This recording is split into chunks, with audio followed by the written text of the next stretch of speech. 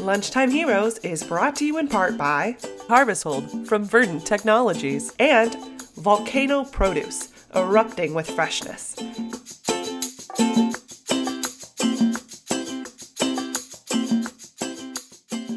Hey everybody, how are you? Good to see you. Nice to be seen and heard by you. I appreciate all the kindness that you extend to us all the time here on Todd-versations. And once again, we are going to have another episode of Lunchtime Heroes because why?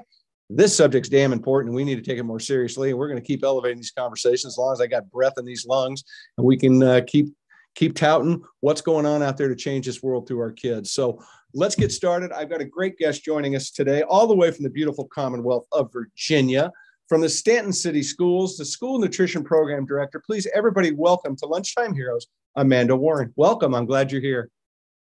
Hi. Great to be here. Nice to meet you, Todd. Thank you. It's absolutely a pleasure. I appreciate you taking the time to hang out with me today with the encouragement of our friends from the Chef Ann Foundation and really to come in here and talk about, I believe, is one of the most important topics that we can as a country start to embrace. And that is the education of our kiddos in the school system and what that actually means to their health, their behavior, their grades, where they're going, their nutrition, their health, the planet, climate. I don't know how many more things I could throw at it. I don't know. I could probably ramble off another 10 off the top of my head, but all of which I firmly believe rotate around what we teach and how we work with our kids. So thank you once again for being here before we get rolling. I'm excited to hear the perspective of what you guys are doing in Virginia and give people from all over this country and the world that listen to us an idea of how to make changes and what to do and why it works and everything else. So without further ado and me babbling on like I normally do, talk a little bit, if you wouldn't mind, with everybody. Just share a little bit about what your role is and who you are and what you do. Sure. I am the School Nutrition Director of Staunton City Schools. We're a small school district in the Shenandoah Valley, about we have 6 high schools, about 2,800 students. And, aside from just overseeing the school meals program, and, the functionality and the operations of that, I also think that school nutrition programs are partners in education. We're not just there to serve a meal. We are there to partner and to, be involved in the whole education process. So I insert myself quite often in that way. So I believe in nutrition education. I believe in local foods. I believe in healthful, whole foods as much as possible, to be serving our children. So that's my philosophy. I came to this with a background in industrial and organizational psychology, and also I was a food service management and hospitality operations person for about 20 years. So I had a whole different food service perspective when I came into the school lunch program, and I wanted to create dignified dining and a dining experience for our students, not just institutional feeding. I love that. I was just going to ask you how much that background influenced what you're doing for these kiddos, where, you're setting a table and you're sitting down, and it's not, you talk about what school nutrition is today versus what it was when I can think back, 100 years ago when covered wagons, when we rode into town square with no electricity, right? But it was just like, grab that crappy piece of pizza and be gone, right? Just show somebody, so you can get that check mark that you ate something, right? And today it needs to be so much different because it didn't work. It's not working. I mean, take a look at the health of this country. So much of it, I think you can play back to what kids did, how we feed children. I mean, I think it's just so relevant. We don't have these studies, but we need to be calling for these studies, looking at the transformation of what nutrition means to everybody. So incredibly powerful to have that background. And I can't wait to get into it and how we apply it to some of the questions and what we're going to talk about today. You talked about the number of students that you have. Can you talk a little bit about how many kids you're feeding a day, a week, a year? Kind of throw some numbers so people get a little perspective. Yeah. And the reason I love that question is that people go, oh, you're just feeding 50 kids a day. It's like, no, there's districts that are feeding millions of kids a week. I mean, it's real and it's working. And that's why I love to ask this question to tee it off. Yeah, so across both breakfast and lunch meal programs, we're serving on average 3,000 kids a day.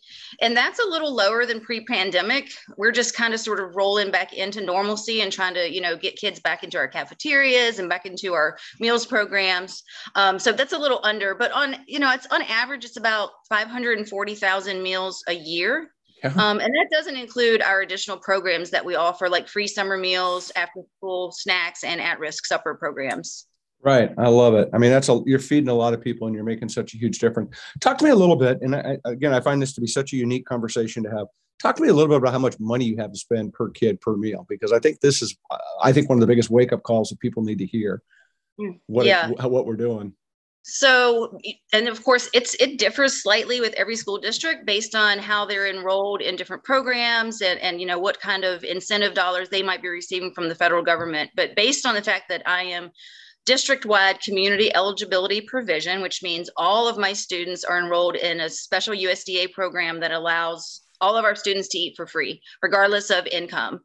So breakfast and lunch are complimentary to all students, no application, all the red tape is gone. So that's a really nice piece. But everything comes with a price, right? Nothing, no good deed goes undone. So I'm on a different sort of payment schedule based on certain student percentages. It's a magic formula. But based on that and some other incentive dollars that I receive from the state, it's about $4.50 that I have to spend on an elementary school reimbursable meal. That dollar amount changes, based on, what we have to offer at high school, things like that. I'm sorry, the $4.50 is what I have to spend on all meals, but the raw cost changes, based on the different meal patterns. And that raw cost on average for an elementary school meal is about $3. So, but that's everything though. So, I mean, that's all in, that's labor, that's electricity, that's just straight food. That's raw food costs. So wow. Yeah, I haven't figured in overhead. I haven't figured in labor. I haven't figured in paper goods at that point, because that all does vary based upon, your service model for a particular day or your service, vessel for that particular meal. And so some meals are more and some meals are less. Right. But yeah. So, but still at the end of the day, I challenge people this all the time. Go make a meal at home for $3. Yeah. Make a meal for $4. It's not a great margin to work in. No, it's a zero. It's not. But the thing is, and I look at it, it's like, you're right. It's a tough margin business to be in. But oh my God, we have to get away from that aspect and recognize, what are you all doing? I mean, who are you all helping? How you're elevating this next generation, not only to eat better, become healthier, but teach them, to your point about education and food. So they vote with their dollars and they can make changes in this planet that we're all struggling to get our arms wrapped around, because these next generations are coming faster and smarter than past generations. We can see it now. They're a hell of a lot more confused in a lot of ways. There's no two ways about it. They're going to find their path and they're going to bring us along with them, but they're coming at a great speed and we have to embrace that. I think it's so important. Absolutely. Yeah. I think that, if more people really understood how the federal meals program worked to begin with, people don't even have a basic knowledge of what we're dealing with as far as funding and things like that. So I think if the public in general had a better idea of how that worked and they could get on board with supporting increased funding for school meals, that is really critical, because we can't be those exemplary models for nutrition or environmental health or food system health if we don't have the dollars to spend to model healthy eating for kids, to model sustainability, to model local foods, and the importance of supporting your local economy.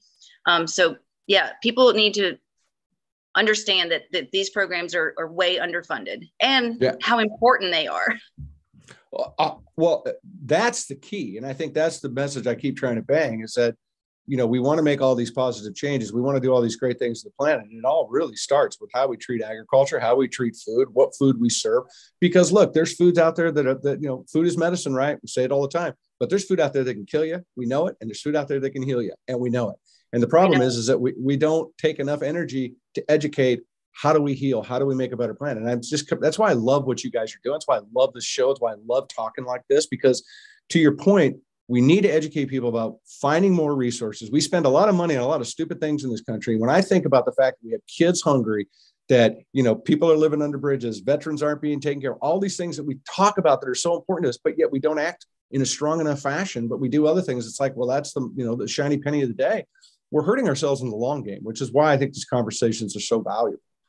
Yeah. Can you talk a little bit about, because you touched on it, just a little bit about the federal program, or if you want to add anything to that, just to give people some clarity? I think it'd be great. We've teed it up really well. Sure. I think one of the most misunderstood aspects about school nutrition is that people believe that we're funded with the school system, but we are not. We are a self-sustaining, self-operated business working inside a school system who is, you know, in the end, we are federally funded. So we have a lot of rules and regulations that we have to follow at a federal level. We're following state regulations, and then we're following local health regulations, food safety. So we are highly, highly regulated.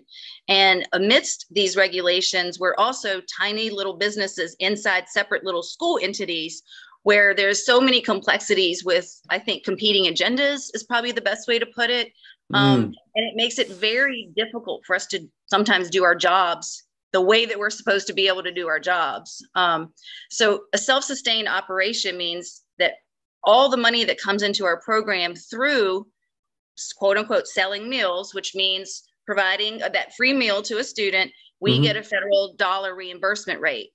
That's the money I was talking about that I have to spend on food, labor, operations, et cetera, marketing, you know, all the things that are important to an operation that is revenue based. And we are revenue based. We don't get that big, you know, chunk of money that falls into your local school system every tax dollar a year. We are separate from that. And we are not supported by the schools. I thank you for sharing that. I think that's a very powerful wake-up call to people. When you talk about we need more money, we need to talk, you know, wouldn't be hard to pick up, call your congressman, call your senator and say, hey, have you really looked hard at school nutrition? And, you know, can we find another dollar to give to every kid? Because we think it can make a difference in so many ways. Right. You know, and I want to talk a little bit more in detail about that specifically. If you wouldn't mind, let's talk about what y'all do, right? Let's get into your program because I think it's really super, super cool. So talk to me real quick first about the changes that you've made to your food program. So initially what I focused on was increasing food access. So increasing food access was, you know, sort of opening up some creative ways to offer our programming outside of just that normal cafeteria experience. So one of the first things I did was pilot breakfast in the classroom. And I also was unique in that I decided to try a universal free model, not using any USDA programming and just absorbing a loss of some funding with the hopes that the elevation in participation would balance it out. And the formula worked. So that was like, kudos.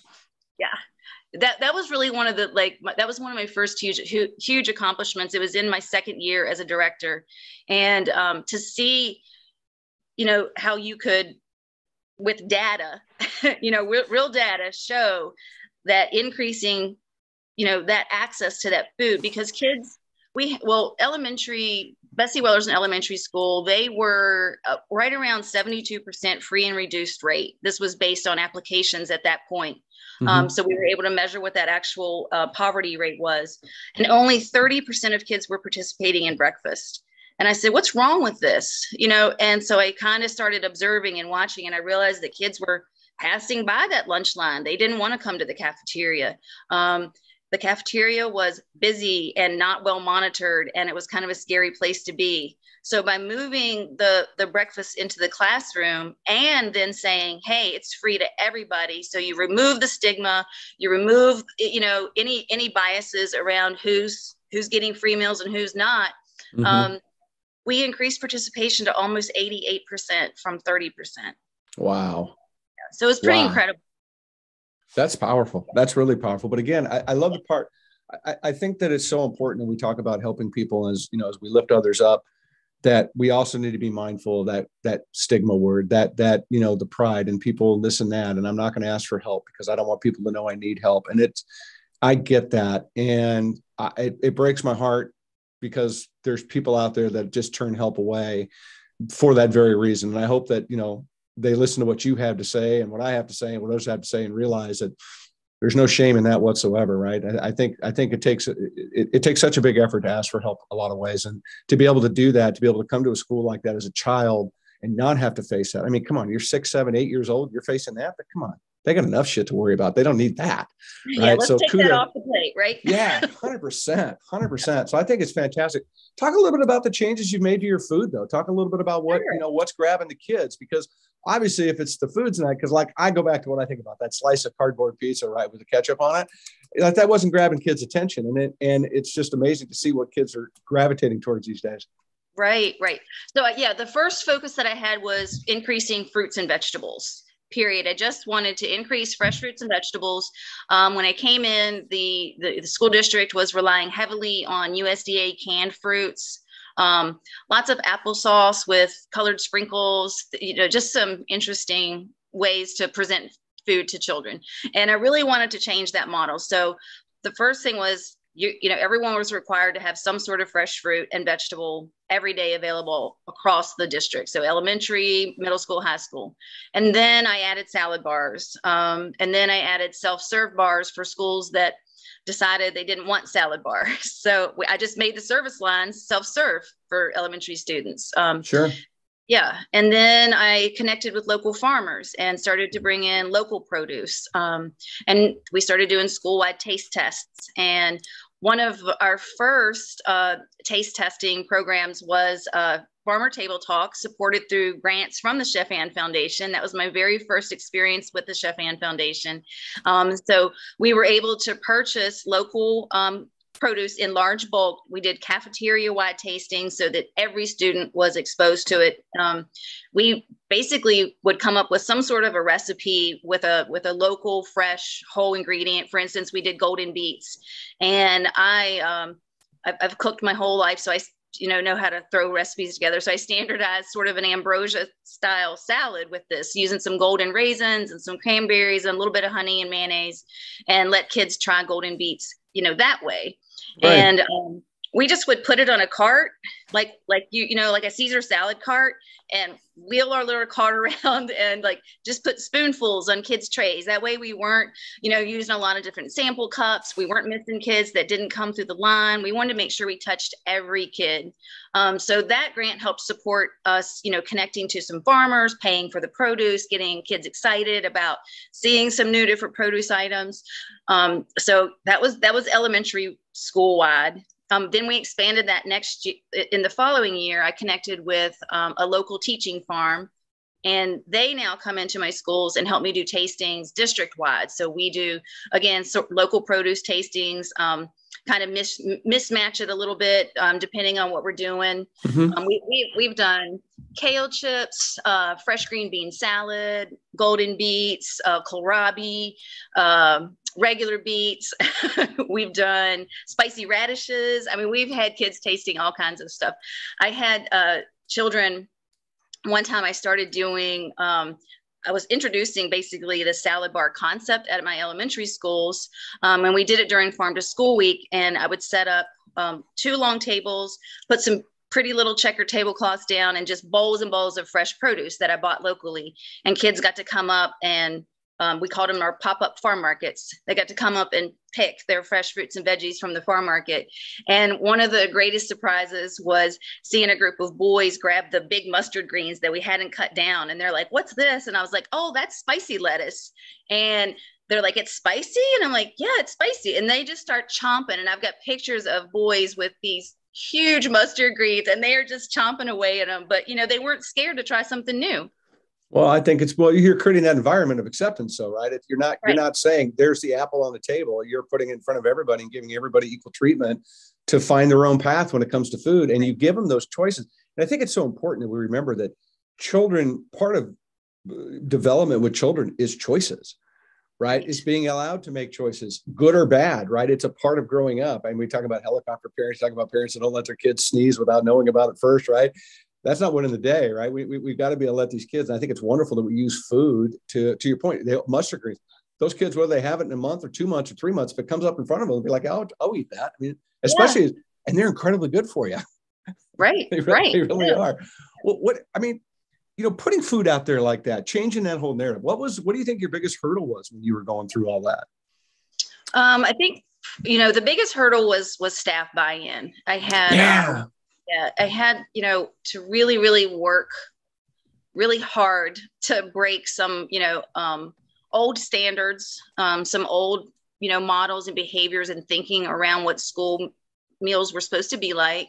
I had to really, sort of ramp up and find my allies and kind of not focus so much on the negativity and the resistance, mm-hmm. and just continue to build allies and continue to just do what I say I'm going to do, whether you like it or not. Yeah. Yeah. And I had to model a lot. I had to go in and I went and snipped 80 pounds of green beans one day because the school nutrition people didn't want to do it. They said it was too much work and I was asking too much of them. So I just went in and did it myself and, said, no, it can be done. We can do this. We can serve fresh green beans to kids. You go, girl. Well, no. But I got to, I'll share with you because I've done, a bunch of these conversations, some recorded, some not. And staff buy-in is right there at the very top of the list. I've not had anybody come back and say, well, the kids just hated everything we put on them. It's not the case. Never. It's absolutely not the case. It's the same thing. It's the staff. It's re-educating. And it's just trying to get people up to speed and get out of the can opener to the plate mentality and realize that, there's things you can do to make such an incredible difference in these kids' lives. Not to mention the fact, as a school lunch provider, somebody's doing it, you're getting skills too, right? You're learning to cook. You're doing things that maybe weren't in your wheelhouse beforehand. It's powerful. It's powerful. But talk to me a little bit about, now that you've made these changes, is it screwing up your budget? I mean, you ain't working with a big, you ain't got a Bezos budget, right? You're working with this budget that you got rolling. And how much has that changed? Right.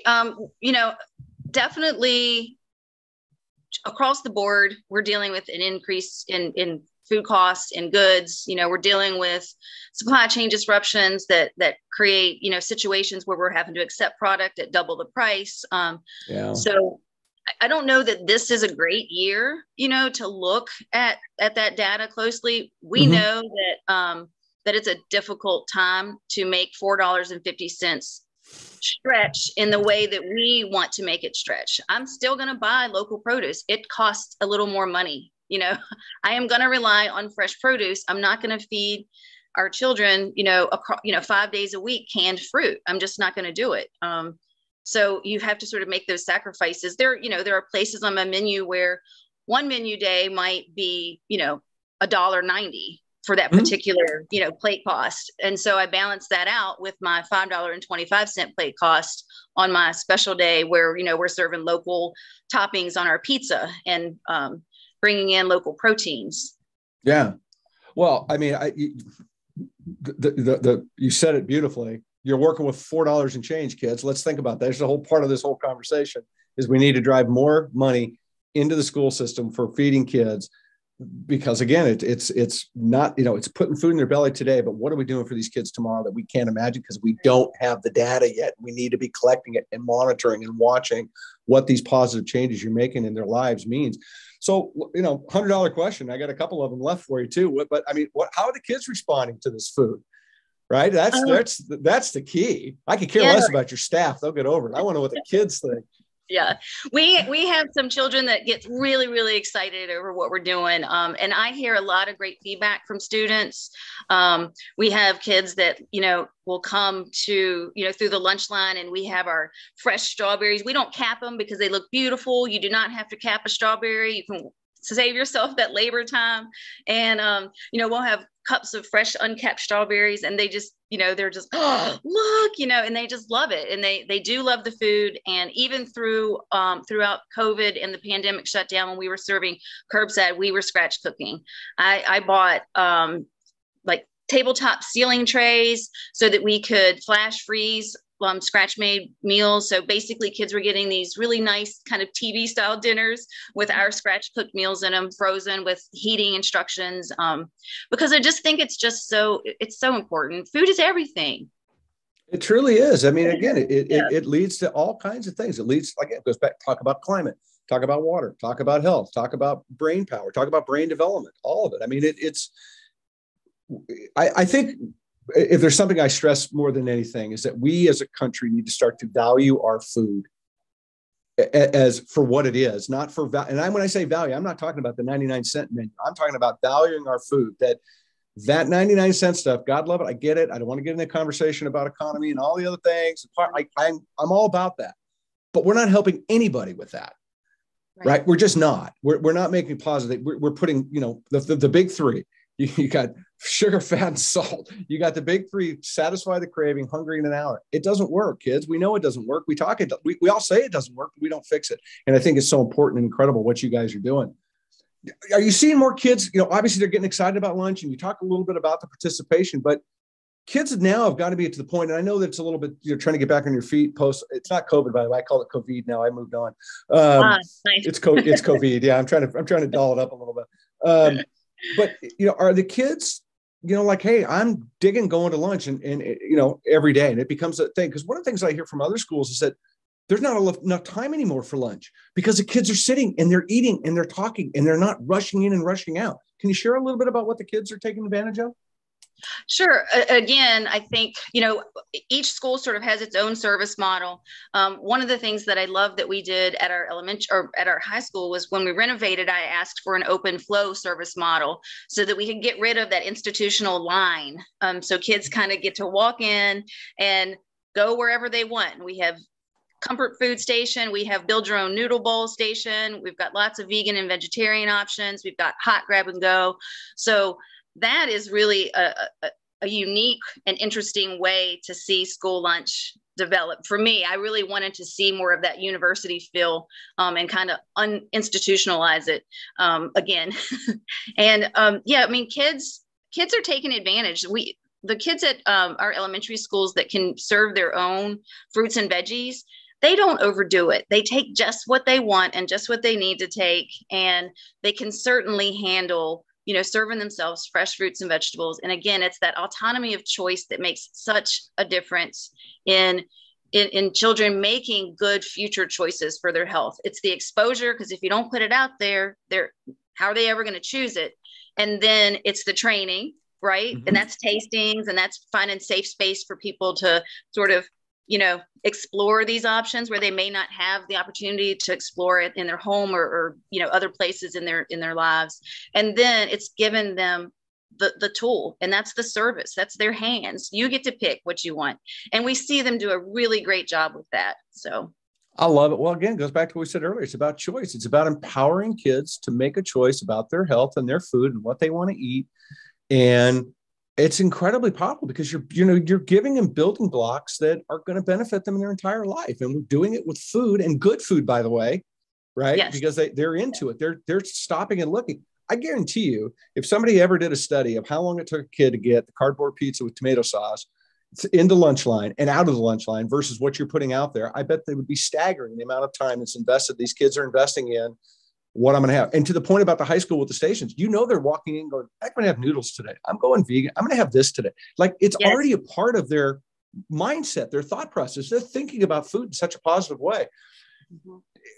I ask this question of everybody, and it's a hard one to define. It's a hard one to put in, I think, to kind of answer, and I'm okay with whatever, but I think it's so important.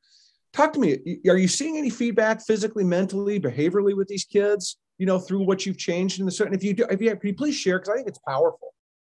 Yeah, I mean, I think that obviously that's a great point. And pre-COVID, we definitely had some data, measurable data, that said increasing breakfast access, decreased tardiness, decreased nurse visits, decreased disruptions in the classroom. We have countable data that says that particular program worked to reduce these particular, problems in our school system.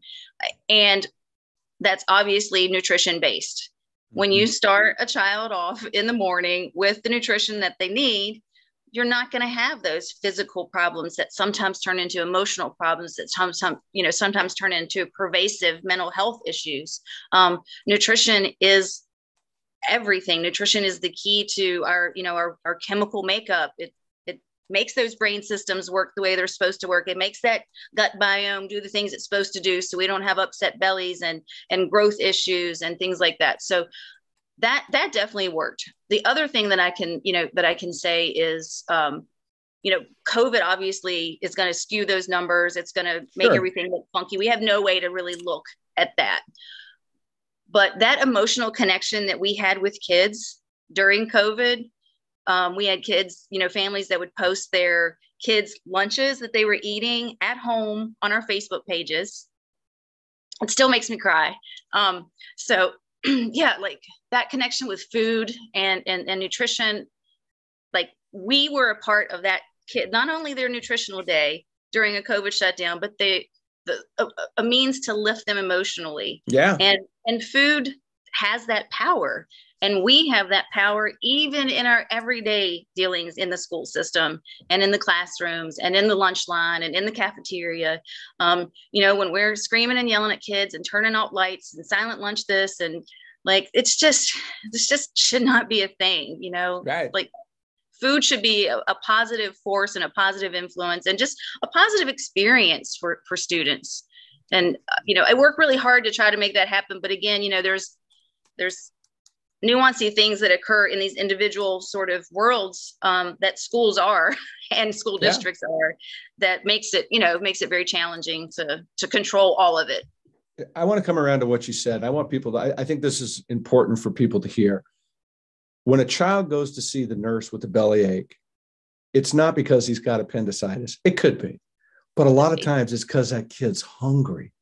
That's right. And it's real. And they don't know what to do, and their stomach hurts because they're hungry. And I think that is, you said it, others have said it. It's, to your point, powerful. Yeah, it's powerful. It's, if you didn't realize that, folks, you should realize what that means. And when we talk about trying to find more money to lift up these kids, I mean, Amanda, you've given such a beautiful demonstration of what your work has done and the meaning of it and the why it's working. It's powerful. This is a conversation that is long overdue. The $100 question, though, I got to ask you, tell me what the parents say to you, because that's where the rubber meets the road, because maybe they change at home. Maybe they make changes too. Oh, so I will tell you a story that is so wonderful. So I was doing a black bean tasting. I had a lot of resistance from my staff to adding black beans to our legume category. They were used to serving baked beans. It was traditionally just baked beans across all the menus. And wanted to, expose kids to a different legume, something that didn't have all the sugar, something that was maybe a little more savory. And they really weren't selling it, encouraging it. And so I went into a school and, I was hearing the normal complaints. They're not taking it. You're making us waste food, da, da, da, da, da. So I filled up a bowl of beans and went around the cafeteria and said, who's going to do my super duper bean challenge? And they're like, what is that? I'm like, eat one black bean. You try one black bean and you win the challenge. So I had little kids, trying one bean at a time, and then like, oh, that's not bad. And then it was a ruckus all of a sudden, because that tiny little reward thing that you add in, whether it's a high five, whether it's a sticker, is so meaningful at an elementary school level. I think it's meaningful everywhere, but of course the reward, thing changes. But so, they're high fiving and more kids are, what are they getting? I want to try beans. So flash forward to at a student opening, and this little girl, she waves to me, and the mom comes over, and I recognized her from our preschool where I used to do a lot of work with them, with tastings and things. And she said, Mama, this is the bean lady. And right, I know. So apparently I'm known as the bean lady across, some kid groups. But so she said, you're the one that my son tried black beans, and now we eat black beans at home. And so yes, it does generalize, and those small influences that you think maybe, it's hard some days, right? It's hard because you're constantly, you're battling somebody. You're like, no, we're going to make this happen, or you're worrying about food costs, or you're worrying about staffing. But that is what our job is about. We're supposed to be raising future healthy adults. And we can't do that if this information doesn't generalize into the home. We can't be the only ones, trying to educate and trying to, provide access to greater nutrition. It has to be generalizing into the community and into the families. 100% agree. I mean, you have such a go. I mean, these kids are sponges, and you can see the fact that food is a topic that they all get into and they dig, and they love it. Again, right. They're really into it. And to be able to have, and it's so great that you share that story, because the story resonates in other areas too. It's all the same thing. It's like, they call the school, I can't go find this ingredient. Where do you get it? My daughter wants me to cook it up. That's how we're going to move the ball, kids. That too. Yep. Right. Yeah. That's how we're going to move the ball down the field, is by empowering these kids. And look, kids are massive influences on their parents when they go to the grocery store. People know that. Brands know that. There's a lot of brands out there working really hard to get their attention. And it's not positive stuff that they're getting their attention for. And we need, it's like, it'd be great if we can get a red, delicious apple to jump up and, do something dance move in the produce department. Yes. But that's going to come from education and school and uplifting and even working as an apple farmer to better educate the youth, right? We spend so much time worrying in this business about this PO or selling this box today. I'm more worried about how are you going to sell the boxes tomorrow and who you're going to sell them to. Work downstream and build that next generation that doesn't think twice about buying apples. That's what we need, right? It's what we need. And what you all are doing, it's powerful. It really is. So what's next for you guys? Is there something exciting coming up? Is there, you're going to keep going, I bet. That's for sure. Oh, we're definitely going to keep going. I think that, mostly we just want to get back to normal. We want to get back to the programming that we started. We had a plastics resolution solution started the year prior to COVID. We had reduced tons of plastic in our program. And so we're moving slowly back toward that and away from the unitized meals that were sort of required during COVID while we were trying to figure it all out and get a better understanding of everything. So we'll be moving back toward looking at, better ways to be a more sustainable program. I am super excited because I was just notified yesterday that we were awarded a USDA equipment grant that I applied for. So we get a little over $200,000 to purchase equipment across my school district. That's going to include combi ovens, which just provides better cooking.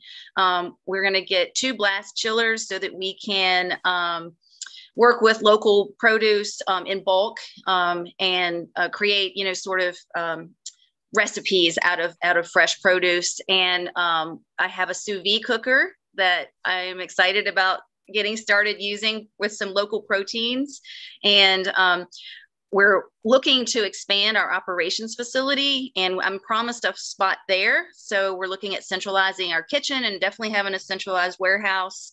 And that's pretty exciting. That's, in and of itself, that's super exciting. Everybody that's shared stories with me about what you all are doing around this country have all talked about this expansion that has come from changing their food. It has come from needing chillers, needing sous vide. I mean, it's just this progression of cooking better food. And it's like it naturally just occurs because the kids dig it. It starts to work. You start to do the heavy lifting to figure out how you're going to rub 2 pennies together to make a meal. And, you've got to educate your staff. And we've got to do all these things that you're doing that, the unsung heroes, like I call you a lunchtime hero, right? People don't recognize it. Not all people wear capes, right? And, but the results are the same with everybody that's doing what you're doing. They're growing, but their infrastructure is growing. Somebody talked about getting a truck to be able to move between facilities now for themselves. And I got that. Yeah, exactly. I mean, I love it. So I got a transportation vehicle last year. That was my first build. I'm actually putting a wrap on it right now. I just got my graphic design artist to send me my stuff back. And we got a refrigerated trailer so that in times of crises or in times of like when we were experiencing so much supply chain issues, I brought in all of my USDA food. I just said, give it all to me because with USDA commodities, you usually have a middle person that's holding, those boxes, and you have to sort of allocate those boxes either weekly or biweekly because you don't have storage space. Right. So we got a refrigerated trailer and I brought in all my USDA food. So I knew that we would have unprocessed whole foods, even if I couldn't get them from Cisco or, I hope that wasn't a plug. We can take that out if you need to. And I relied heavily on local foods too, to get us through that time. But we were having to store all of this in that trailer because we didn't have all that storage space in our different schools. So these are things that you have to do to sort of, be creative and still be sustainable and grow and, all that good stuff. When you look back at starting all this and you think about our conversation we're winding down with today, hanging out together, did you ever think you'd feel this good inside about what you've accomplished and about what these kids are saying? Did you think, I mean, I know it was like a hope and a dream, but did you really think you're going to feel this good? I always felt this good, because I believe in food. I'm a foodie. myself. And I believe in good food for everybody, right? I just believe in that. And so I was excited even when they weren't. That doesn't mean there weren't times that I didn't cry, and there weren't times that I wasn't feeling, super, super great about the job itself. But the work and the passion and the purpose, I have always felt great about. What I will say is that today I have an exemplary, beautiful team of professionals. I've focused so much on professional training. All of my staff is Serve Safe certified, not just managers. All of my staff has had culinary training with me and with other groups. All of my staff has received food allergy management training, because that's critical. And we need to be thinking about that also in terms of diversity and inclusion and equity. We need to have that lens on our lunch lines too. So that's kind of where I'm at. And that's the direction that I'm moving in. And then the last thing too, we were piloted this year. We were one of 61 school districts in Virginia. We were included in a local procurement pilot that's funded through some federal dollars that came to the state. But basically we got free money to spend on local food. So I took that opportunity to focus on proteins. So I've bought in organic chicken, I've bought in organic pork and organic beef. And so we've been playing with that. We did some really nice wings for our middle school and our high school. They were super excited. We hand breaded them and fried them in our combi oven. So they were nice and crispy. They were like, they were restaurant wings. And so I'm talking about. Yeah, kids were super excited about that. We did some Kung Pao chicken with local organic chicken thighs. That was across the district, and kids were very excited about that too. So I hope that this pilot, I hope that the model that it displays will, again, show the USDA that if we get this funding, if you would increase funding for local foods, we'll do what's right. We'll be competitive. We'll be ethical around procurement. We'll do what's right so that we can get this food to our kids, because that's what excites our kids too. And that's what makes them come eat with us. And that's how we know we're doing the job that might not be happening outside the school. Yeah. Wow. Drop the Sharpie, kids. Drop the Sharpie on that. I mean, congratulations. I'm so thrilled that you hung out with me today. It's an honor. And it's such an honor to share your story with people. And I hope that we inspire and touch people by your words, and people recognize that it's doable, and that, it's not an easy lift, but God, once you get the boat in the water and start paddling, man, those kids are all jumping in there with you. And the encouragement you're getting back has got to be feeding everybody forward. And I just think it's wonderful. So thank you very much for being here today. Thanks for having me, Todd. It's absolutely a pleasure. Absolutely. Everybody, Lunchtime Heroes, this is why we're doing this. I mean, if you can't find inspiration in this, I don't know what to do, man. Call me. I'll send you a Mountain Dew. I'll come up with something. But this is how we're going to. You're right. No Mountain Dew. All right, fine. No Mountain Dew. No Mountain Dew. I'll take it off the table. All right. I took the Mountain Dew away. Thank you. But we got to keep this up. We got to keep these conversations rolling. We need to put more money in the schools to help these children grow. These kiddos deserve that from us, just like our veterans deserve our help and others. All of it matters. And kiddo school is so important, and it's kiddos food in that school is even more important. So let's get together. Let's make it happen. Thanks for listening. Thanks for being here. Check us out on social media. Don't forget TLC Todd-versations. We hang out there. You know why I'm on social media? Because all the cool kids are on social media, man. That's why I'm there. Only reason. Anyways, thanks for being here, everybody. We'll see you soon on all our other shows and whatever we have. Take care. See ya.